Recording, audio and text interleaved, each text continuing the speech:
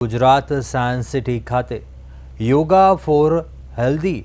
Ageing theme પર આંતરરાષ્ટ્રીય યોગ દિવસની ભવ્ય ઉજવણી કરવામાં આવી હતી, જેમાં વિજ્ઞાન અને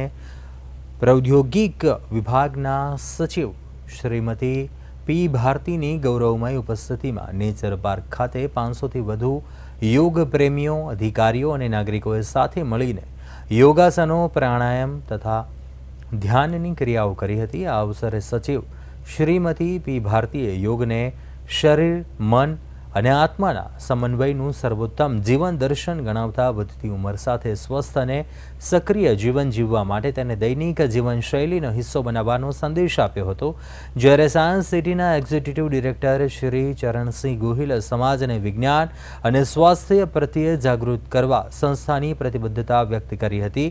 આમ ગુજરાત રાજ્ય યોગ બોર્ડના નિષ્ણાંતોના માર્ગદર્શન હેઠળ આયોજિત આ કાર્યક્રમે ઉપસ્થિત સૌને શારીરિક, માનસિક અને ભાવનાત્મક સુખાકારી માટે યોગના વૈજ્ઞાનિક મહત્વથી માહિતગાર કરી એક સકારાત્મક અને નિરોગી સમાજ નિર્માણની પ્રેરણા પૂરી પાડી હતી।